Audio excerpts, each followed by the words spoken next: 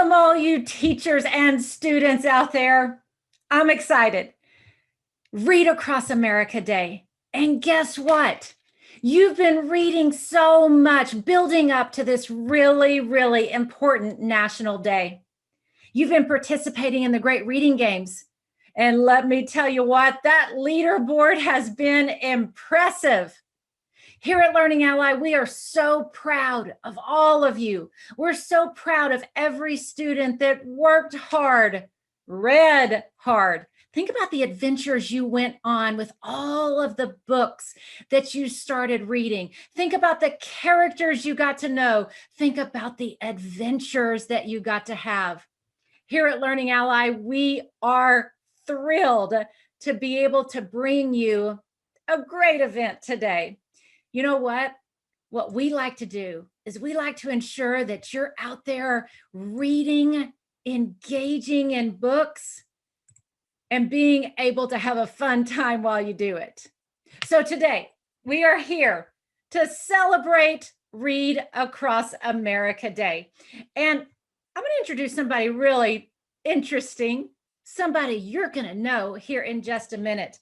But before we do that, hey, join us on social media.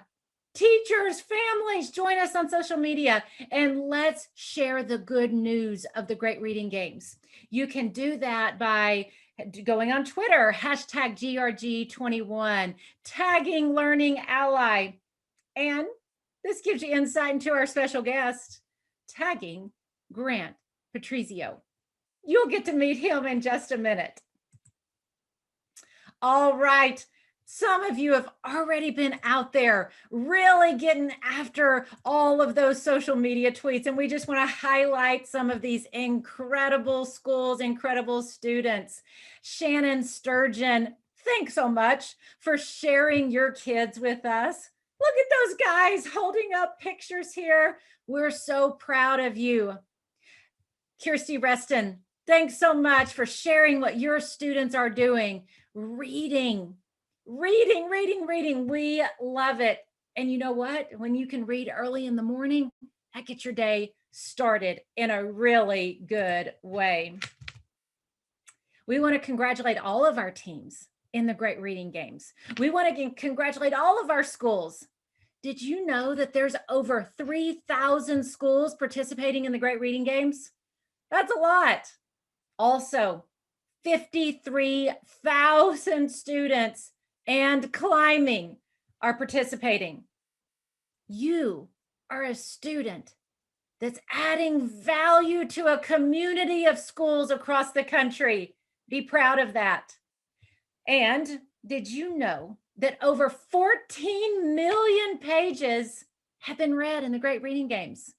Keep it going. I'm going to issue a personal challenge. And the challenge is this, because the great reading games is still going on. We want to see 20 million pages read by the time the games are over. So keep reading, keep flipping those pages, keep going. We like to see it. Okay, guys, here we go. It's the big moment.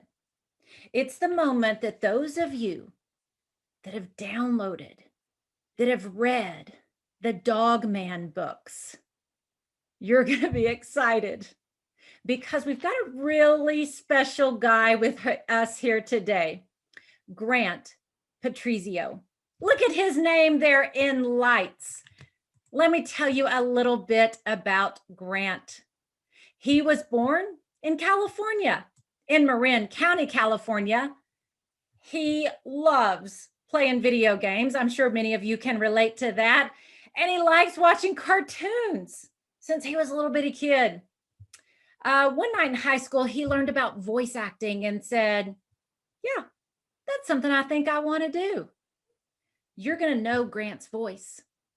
This is the first time you're probably seeing his face, but I promise you, you're going to know his voice. So with that introduction, with that welcome, I am going to say, Grant, get in here. Psst, Papa, we're on. What? No, kid, not us. The guy who voices us. They want him. Oh, okay. He's good enough too, I guess. Hey guys, bet you weren't expecting that, were you? They may not have been expecting it, Grant, but I'm going to tell you what, if they've been listening to Dogman, they know that voice.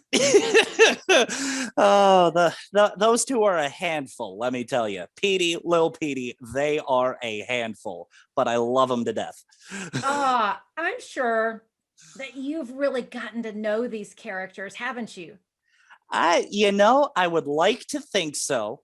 I've as all of y'all may have heard, I've voiced them for a few of their adventures now, and those two are, in the stories themselves, those two are really something else. They actually have a lot of father-son dynamic that remind me of a lot of those cartoons I love to watch. So it's always fun to revisit them, and if you guys are enjoying what they do, then that's the real goal here, you know. You know what, Grant? As we were chatting, one of the things that I told you is I know students personally that above anything that they would like to do is listen to Dogman books. So that means listening to your voice, reading those Dogman books. Tell me what that means to you. I mean, it's indescribable, you know. Just knowing that everybody, like, knowing that all of you guys, you like what I do. You enjoy these characters just as much, if not more than likely, a whole heck of a lot more than me. It's like, I can't put the meaning of that to any amount of words that would not keep us here for like 5 hours. So it's thank you from the bottom of my voice actory. Petey the cat voicing heart. If it wasn't for little Petey, otherwise, you kids would be the ones that are making this former villain feline's heart grow. I mean, I'd say 3 sizes, but I feel like I'd be quoting someone else there. You're making it grow exponentially, and that just means so much. Wow. Just keep reading, and if I can keep bringing you that entertainment, those characters, then knock on some wood here, I'll keep doing it. Well, we want you to keep doing it, that's for sure. Yeah, absolutely. All right, here's a little fun fact that I want to share with all of our teachers and students and families. Of all the books that LearningAlly has to offer, of all the 80,000 books that you could imagine and see in a library, I wonder how many of the Dogman books are in the top 10 of downloads across the country. Grant, do you want to take a guess? Frankly, no. Just because as a voice actor, as a narrator, as a performer, my real value is if the messages are getting through, if y'all are enjoying, if you guys enjoy what I do, that's the real value to me. So while numbers and stuff are nice, they're not what I focus on. So deigning to guess, I don't think I'm qualified. Oh, I love the heart right there, because you're in it for the right reasons. But guess what? I get to be the numbers person. Thank you. At least there's one here. There we go. And that number says that of the top downloads across the country, 5 of the Dogman books are in the top 10s, or the top 10 of the downloads in the country. That's a lot of kids reading a lot of books. What do you think Petey would say to that? Well, these kids are smart. Wow. So many kids know about us, Papa. Don't worry, kid. They're good kids too, just like you. They enjoy us.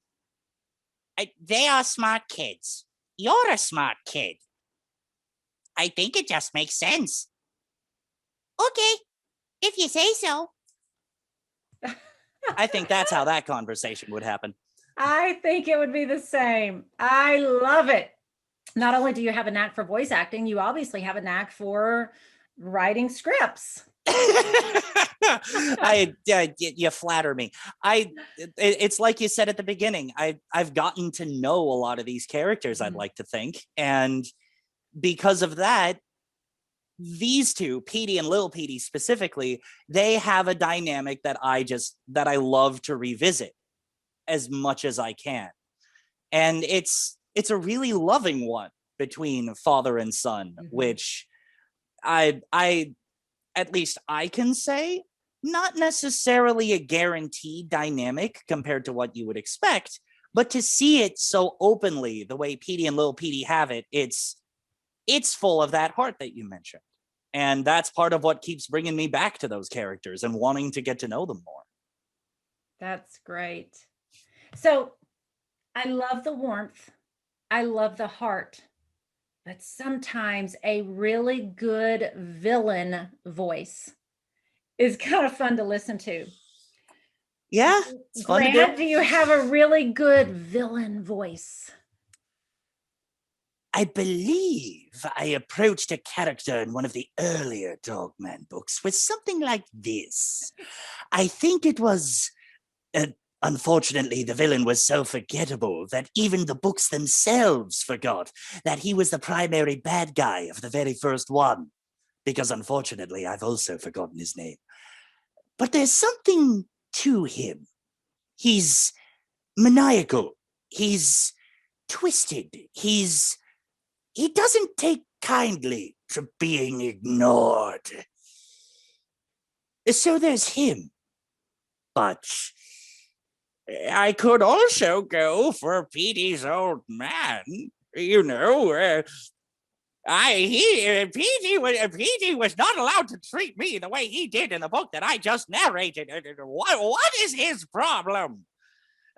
Any and all villains, or any character really, can sound villainous depending on their motivation, what they want. And the forgettable villain, which I'm just going to keep calling him that because I literally cannot remember the name. The forgettable villain and Grandpa Petey, they could be good characters. We see that in the way Petey goes through his story. But if they don't want to be good, then that's a whole other ball game. Oh my goodness. That's a talent right there. So Grant, let me ask you just a little bit about growing up. Okay. Did you just keep your house filled with voices and characters, and you were a new person every day? I wanted to. I really did. I used to have these wooden train sets. Back when I was a kid, they were called Brio, based on Thomas the Tank Engine. And to coincide with that, almost conveniently, I had VHS tapes, if any of you kids know what those are, featuring Ringo Starr's narration of the classic Thomas stories. So my mom would walk in on me playing with those Brio sets, trying to imitate Ringo Starr since, before I was 10 years old. I was always the character on the guy on the playground playing pretend, being the characters I love to watch. Sonic the Hedgehog was a big one. I wanted to do that so much. It just came naturally to me. But then, and I guess it's rather fitting that I bring up the father-son dynamic of Petey and Lil Petey, my father didn't really take to that all that well, because my voice it would usually rest in a higher pitch. And he would always tell me, lower your voice, sound like a man, stop sounding like a cartoon. Clearly, I took that advice to heart, let's just say. Clearly. So while it wasn't always like embraced, it eventually got accepted. And you gave a little background on me, the whole finding a YouTube video with Nathan Lane's work on The Lion King. The high school I went to, despite the fact that I was in the theater department, also made fun of me for that, because I've always been a bigger boy. And being a bigger boy apparently means you have to have a deeper voice and more testosterone and playing lots of sports. And you're not supposed to be able to sing all that well unless you're judged in a sort of certain way. I just flew in the face of all of those stereotypes. And once I found that video on YouTube, that was really my moment of, okay, I can fly in the face of those stereotypes, and it's okay. It's okay to do that. So while it wasn't the best growing up, it's fantastic now. You know what, Grant, that message right there for students that use LearningAlly, they've had to face some ridicule sometimes. So, oh, you're reading in a different way. How come you're not reading this paperback book? Oh, that you're not supposed to do it that way. And so I think your message right there is going to resonate with so many people. What I've been learning as I've been growing up is that the sooner you are able to find, accept, and love the way you do things, as long as what you need to do gets done. If you do it your way, as opposed to somebody else's way, or if you need some assistance, use somebody else's ideas and perspective to add flavor or color to your own way, that's really the best way to go about it. If you just quote a song from the Animaniacs, if anybody knows what that show is, you just gotta be yourself. Don't copy someone else, because being you is a singular delight. Well, that is a good quote. I tell you what, Grant, tell you what we're going to do. Okay. We've had some kids from around the country, of these 53,000 kids that are reading in the Great Reading Games. They've got some questions for you. Okay. Oh, shoot. Okay. Ooh, so here we go. What we're going to do, guys, is we're going to be sharing a question on the screen. And then we are going to hand it over to Grant and be able to see what he says about those questions. All right, let's go. All right, let's dive in. Our very first question for you, Grant. And we'll just go ahead and say these two questions from both Maddie and Ronan. And then I'm going to come off and they're going to see your face answering them. So this is from Maddie. She's in 8th grade. She's 13 years old. Hey, Maddie. Look at that. Look at that. Love that school picture. She's got lots of questions. I could tell. Did you go to acting school? Do you memorize all your scripts when you're voicing the characters? Are you in a room with other actors? Do you get to see examples? My goodness, she's full of questions here. Somebody must be interested in maybe doing this herself, because those are very on point questions that, frankly, I wish I thought of when I was in 8th grade. How many 13-year-olds are thinking this way? And then let me go ahead and read Ronan's questions, and then we'll let you answer. Okay. How do you come up with the voices you use? Where do you get the ideas of how those voices will sound? So I know you've got those questions in front of you, Grant. Here we go. Okay. So a lot of these questions, coincidentally enough, they all kind of have a very similar answer. Just to address the acting school one directly, while yes, I did go to a formal acting school when I moved to Los Angeles, that was really the first time I did so. But I'd been taking drama classes and theater department classes in high school, college, independently, some on Zoom these days because everything is just so weird. But going to acting school, while I did do it, you don't necessarily have to go to a specific acting school to develop the craft. All you have to do is find a good teacher. It could be a one-on-one coach. But going to an acting school might be better for you if you like that setting better. Now to get to the others. when it comes to memorizing scripts, being in the same room, do I get to see samples of what they want? All of that, it really depends on the project.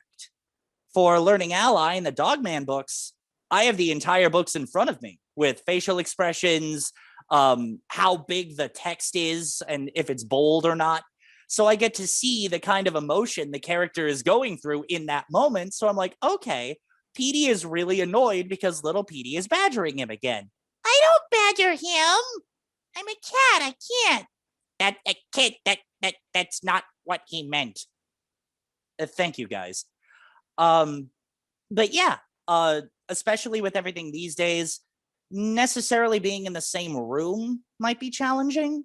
But I have had projects where I've been on the same Zoom call with everybody in the scene, and we recorded it that way. Some projects, you just do it solo on your own, and it's put together later. So it really depends on what you're working on. Sometimes they're all yeses, sometimes they're all nos. It really just depends on what you're given.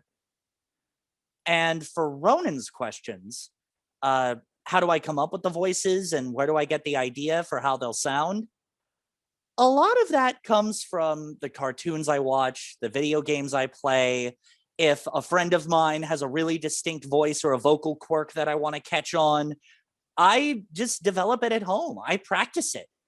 And if my friend catches on to the idea and they're like, hey, wait a minute, are you imitating me? Is that supposed to be a... I usually say yes.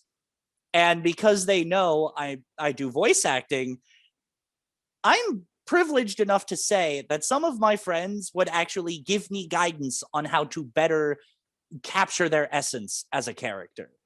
So the world around you can be the inspiration for these sorts of voices, because it certainly fuels me. Biggest inspirations are the cartoons and the games, though. Not gonna lie. Mm-hmm. That's real. I can see that. I can see you listening to something. I'm picturing you, Grant, doing these things right now. And okay, I got to pull out one of these words that you really hit on. That's so important.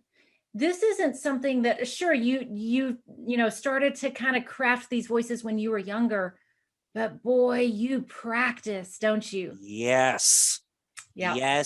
Yes. Whether it just be doing the voices for myself, or in conversations with my friends, whether it be through the audition process.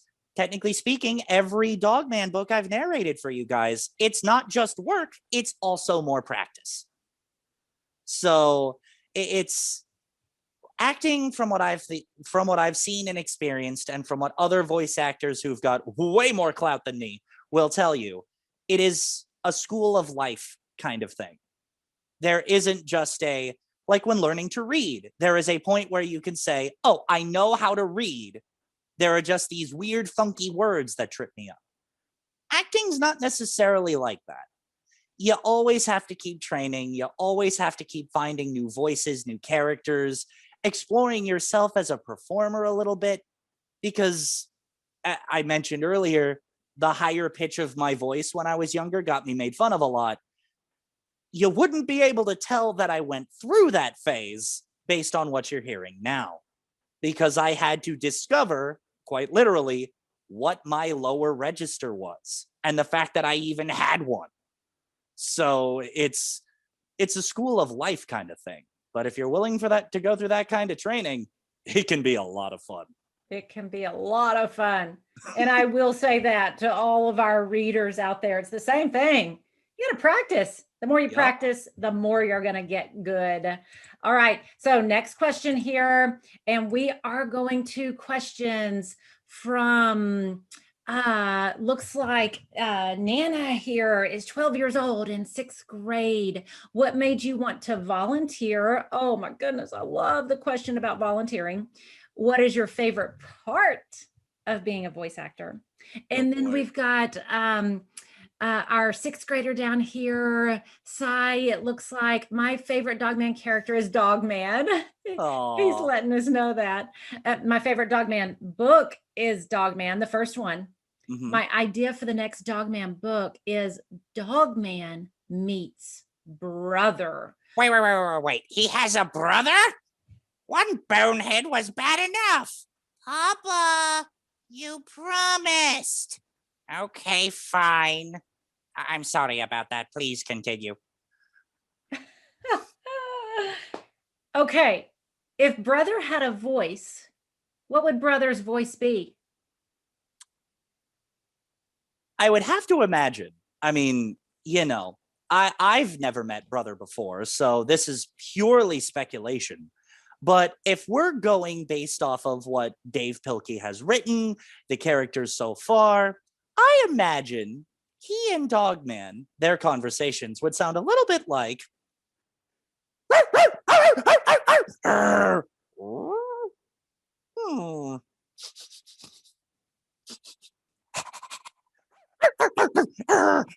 And then they'd start playing in a cartoony sort of dust cloud until little Petey would have to separate them. Okay, as a mother of 2 boys and a daughter smack dab in the middle of them, I've seen that dust cloud. As the youngest of 2 brothers, I have personally been in that dust cloud, very rarely of my instigation. So the sibling rivalries will unfortunately always be some level of a thing. I think so. And I think that's a great recommendation for the next Dogman book. So Dav Pilkey, if you're watching, let's make it happen. All right. So Grant, let's get to Sal and Nana's questions about, all of those things that they were asking you. What made me want to volunteer? At the time, I had never narrated an audiobook in my life, and I just wanted to see what that whole world was about. I filled out, I saw an application to apply as a volunteer. I believe it was on Twitter, actually.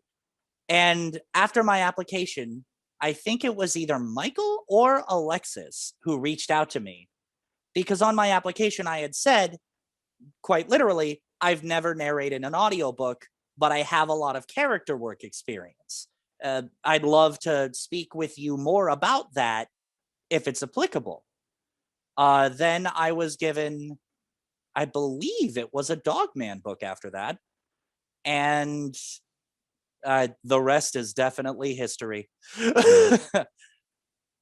And my favorite part of being a voice actor, I would have to say, is being able to bring these lovely, vibrant, sometimes over the top characters to life. Because that and the performative nature of it, that's just fun for me. And when I step into my studio, I just get to have fun. That's my real favorite part about it. Speaking of, that's actually a good transition into Sal's questions. Yes, Sal, I do work from home because of COVID. Most, if not all, voice actors that I've heard about who are working on sizable projects right now, they are in similar positions. I can't speak for every voice actor in the industry, because some big shot studios might have COVID safety protocols that I didn't even know existed. But from what I understand, a lot of us, if not most of us, do. And that last question about the movie, I didn't even know there was a movie. So while I can't answer that with a yes, Mr. Pilkey, if you're listening, if you happen to like what I do, I would certainly be open. I would love to, but I'm sure they've already got plans in motion. So there's all that. But if I could be on the Dogman movie, I would adore the chance. That question is literally the first I'd heard of it. So I can't say yes to that, just because beyond this, I've never even heard about it. Well, Sal, listen, if you know a way of getting Grant into that movie, go for it, Sal. Please do, Sal. And if it comes through you, I'll see if I can sneak a vocal bit of credits in there. Should it work out? But those are all big ifs. There you go. And I'm going to go to that question about, do you work from home? Mm-hmm. Guys, everybody out there, teachers, kids, Guess what? Every volunteer at LearningAlly, they work from home. They set up recording studios in their homes. They're recording these books for you from their homes. Some of them create sound booths with pillows in their closets. Pillows, special foam. This guy right here. Up until recently, he was literally giving you your Dogman books from a foam-covered closet. I'm not even kidding. And they call him a crazy person for a reason. Papa, that's not very nice. Well, it's the truth, isn't it? Okay. You're on a mean streak today. Do you need some gelato? Maybe later. Oh my goodness, Grant. I love I those hope two, can't you tell? everybody. I hope everybody on the other side is smiling because I am. Okay, next question. We are from Jameer and Michael. So Jameer's 13 years old. He's an 8th grader. Is it hard to voice act? And then I've got Michael, who is a 6th grader. Do you train your voice? And if so, how? You should make a superhero Dogman, like a Flash Dogman, a Spider Dogman, or a Hulk Dogman. Well, it's very funny that that you mentioned the Hulk Dogman, because in the book I just recorded pre this interview, you might find some Incredible Hulk references in there. Not gonna spoil it now. You'll have to read it to figure that out. But as far as it being hard to voice act, and training my voice, and if so, how, I think I already touched on these a little bit earlier. While I won't say, like, I don't find it hard to like do the actual voice acting itself, but there is a lot of training that goes into it. There's a lot of studying, there's a lot of personal introspection, figuring out if you have characters, which everybody does, where do they live? In your voice box, in your heart, in your soul, in your brain. Where do they live? How can you bring them out? Are they nasally? Do they go higher or lower? PD is a default example, really. Because as you can tell, this is me. This is PD. And as you get to know your own voice box and how your body as a vocal instrument works, you can switch between them. So I guess the best answer is voice acting itself doesn't seem hard. But getting to the point where you are a voice actor, where you are the one building the studio in your home, where you are the one volunteering for LearningAlly, maybe, that takes a lot of time, practice, and eventually experience. And if you call that hard as an individual, then maybe it is. But I love it personally. I've always loved it. So in this case, something that's really difficult would be really rewarding, and therefore probably worth the exploration. And to readdress the training subject, first of all, drink your water. Keep those vocal cords hydrated. Believe me, long sessions without water, it gets all itchy and scratchy show up in here. But yeah, training it just goes through practice. Practicing the characters, figuring out new vocal ranges, go to classes. I mentioned that earlier, I believe. Just like anything else. Like if you're an athlete, you have to keep stretching. You have to keep running. Or if you're not a runner, just go for a walk. Get your body used to that motion. Then maybe you can pick up a little more steam later. Or like reading.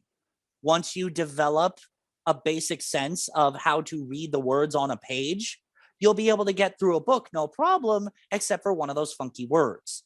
Then you sound out the funky word, get it on your, like, make sure that you learn how to say it properly. And then when you see that funky word again, you can just run right through it like you would most any other word. It's a really cool profession. And here's what I hope's happening right now is that for students that are watching this, hopefully their minds are like, Oh my goodness. I never even thought that this could be a job. Oh my Fun goodness. fact about me. For a while, I didn't even like back to that fateful night in high school when I found that Nathan Lane YouTube video. That's when I had that epiphany with Nathan Lane's quote specifically being, if you want to be a voice actor, you must first know how to act. That's when I had the mind-blowing moment of, wait a minute, my voice that gets me made fun of, it's a job? I can do this on a and people can't make fun of what? So it's, if that's happening, believe you me, y'all, I've been there. And sometimes I go back there, even though I've been doing it for a while now. That's good, Grant. Okay, let's go. We got Lillian here. She's 12 years old. What now? You're gonna have to go back in your brain on this one. What was your first acting job? Voice acting job. And then I've got Aiden, who is 14 years old. What made you want to be a voice actor? I think we've covered that question. I think we Aiden, just did, Aiden. Yeah. Sorry to jump the gun there, but I know. Aiden knew what you were going to say, but why don't you answer the one from Lillian? Lillian, my first like bona fide voice acting job happened back when I was in college. Yes, I know I'm an old man by comparison. I'm sorry. But my first voice acting job happened when I was in college. A game design student via a choir friend of mine. I was in the theater department and we were in a play together. She let me know that this game designer friend, I believe his name was Blake Allen. Blake, if you happen to be listening, verify this if you remember. It was for a video game that he was developing, released on Steam. And he wanted me to voice, I believe, like, I'm going to see if I can try to recreate the voice because I've used it as a basis and it's morphed into so many things. He wanted me to sound like a gallant, proud warrior, a noble sword fighter that slaughters all enemies in his way. And then just for fun, he had me see if I can do something very gravelly and demonic. And little did I realize I would book both parts, not just the one, and that the game would be released back in the far off year of 2012. So that was my first, and I had stage acting under my belt for a while since then, and I am happy to say that that was my first of many jobs. Well, I'm happy to say that I'm glad you shared those voices with us. I like those voices. Well, thank you. Okay, let's go to Nico. Nico is 11 years old. He's telling us his favorite Dogman character is Cat because of the goofy ideas. Wait. Nico, I believe the phrase you're looking for is creative genius. You have to admit, Papa, your ideas are kind of goofy. Now, that is a dog from a studio that we cannot talk about. No, Papa, you always get your centimeters and your millimeters confused. So you're saying that's why they never work? Probably. These guys like to come out and chat, in case you can't tell. They do. I love when they make appearances. Nico, that was for you. Yes, it was. His favorite Dogman book is Dogman. Also the first one. I know. He wants the next Dogman book. Once again, we got to let Dav Pilkey know. He wants the next one to be about how Dogman meets his family and takes down the cat family. No! I don't want that. Dogman's my family. Nico, while that is a creative idea, I don't think Lil Petey would react to that too well. He's kind of like a surrogate papa to Dogman's kind of like a surrogate papa to the kids, so we would have to see how that plays out, but I can tell you this much right now. My hunch is it would not just be dogs versus cats. There might be some crossover. There might be. Nico also asked, and you kind of talked about this too with the water thing. Does your voice hurt after a session? Depending on the session. There are some I've been in where I've had to go into such a vocal capacity where I'd have to rest my voice for a solid day, drinking water, drinking tea, all sorts of other vocal remedies, because it had involved something that my voice wasn't used to. But with the practice, with the training that other questions have addressed, as you develop your own vocal performances, your own vocal stamina, water, proper rest, drinking that tea, and not speaking if you don't have to when you're not working, it's the quickest way to get you back to full recovery. So while there have been sessions while my voice has hurt, there have also been sessions for similar projects where I walk out just fine. It's really how you take care of your voice. All right, we got another one here from Miss Maddie. Miss Maddie, our 7th grader, she says, what was your favorite voiceover character that you have ever done, Grant? Oh, I mean, I just can't pick the one. Minor spoiler warning. I saw that particular question in advance, and I could only bring it down to 3. One of them being a very campy supervillain type for an audio drama that I booked a while back. His name is Lord Karen Holgar. But then the other 2, you've been hearing them pop up in little cameos throughout this whole thing. Because Petey and Lil Petey are like, their dynamic in the Dogman stories is something I love to revisit whenever I'm given the chance. And as maybe you've seen, I feel like I've gotten to know those guys enough to be able to switch back and forth between them as if carrying on a natural conversation. There's nothing natural about these conversations, buddy. Yeah, Petey, you really are on a mean streak today. You need to take the kids' advice and get some gelato. But point remains, Petey and Lil Petey are 2 of them. Lord Karen Holgar is the other one.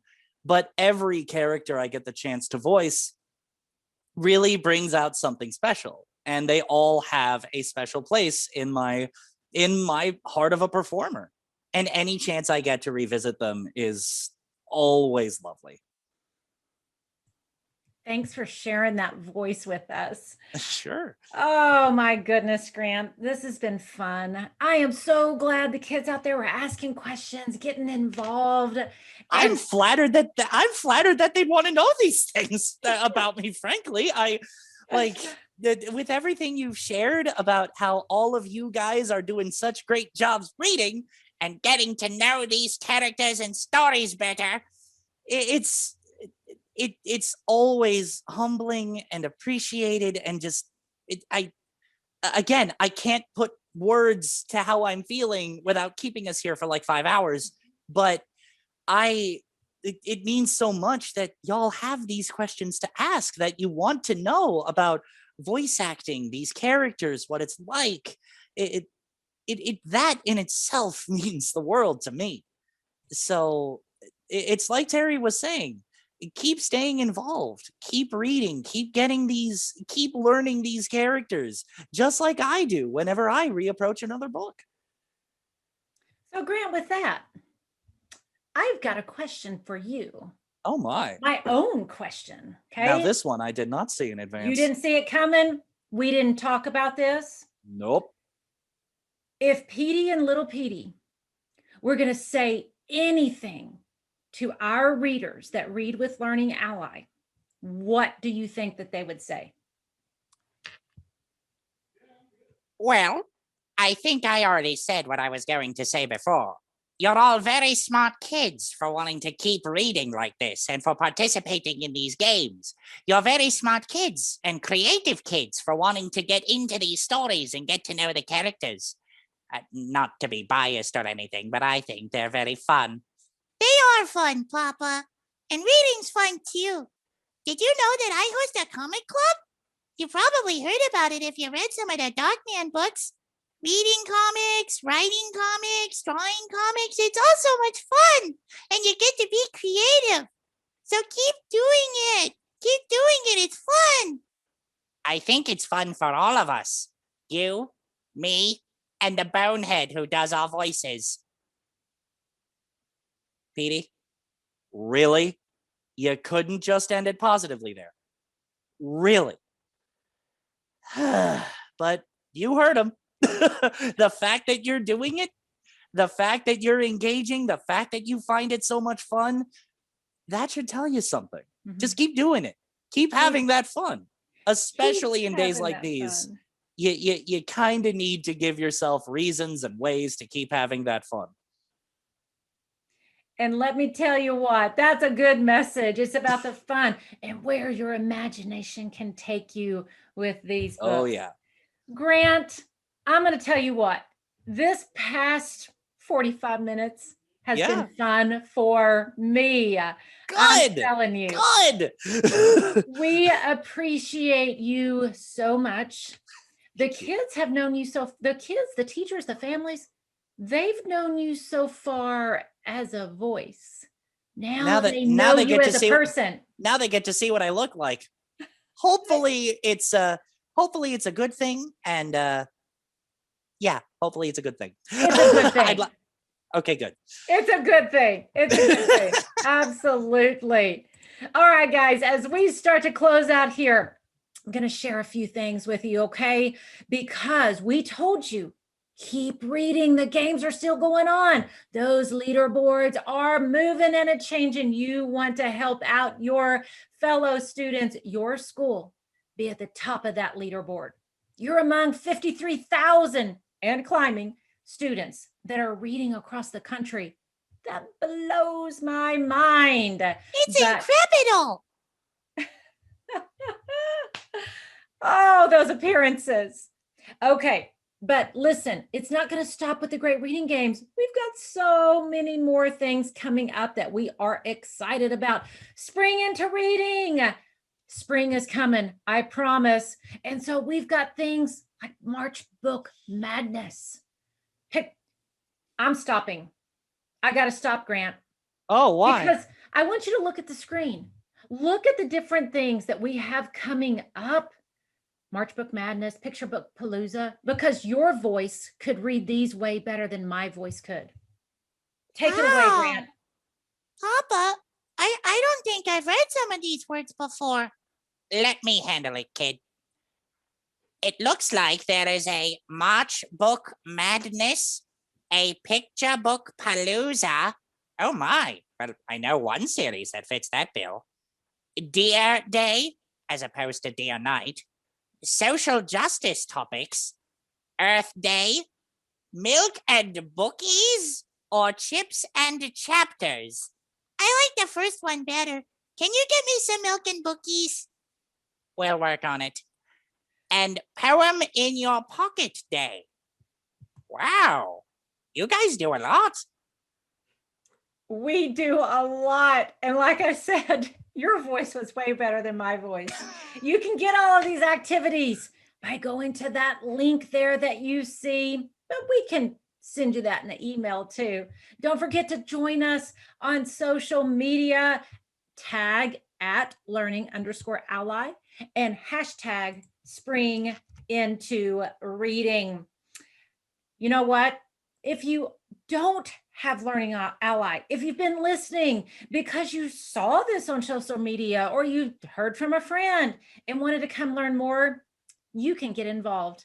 You can bring Learning Ally audiobooks to your school. You can bring Grant into your library. Ah, that's cool. Wow. Yeah, you didn't even realize that, did you, Grant? Nope, not at all. You can contact us at programs@learningally.org. Call us at 1-800-221-1098 or go to our website. Guys, thank you for attending. It's been amazing. Final words from you, Grant. Thank you for having me. As cliche as that may sound, I thank you for having me. Everybody who asked a question, I I am honored that you wanted to know. Thank you for asking me those questions. And okay, of course, when I need them, they appear to be gone. If Will Petey could take over and say anything, he would probably say, You guys sound like so much fun. You all should join my comic club. We could read together. We could do lots of other creative, fun stuff. Keep having fun, guys. but yeah, just thank you for having me. Keep reading, keep having that fun, keep going on those adventures. And should the canine-headed crime fighter have another adventure to go on, with any luck and skill, I'll be there too. All right, guys. Bye-bye. Bye, everybody.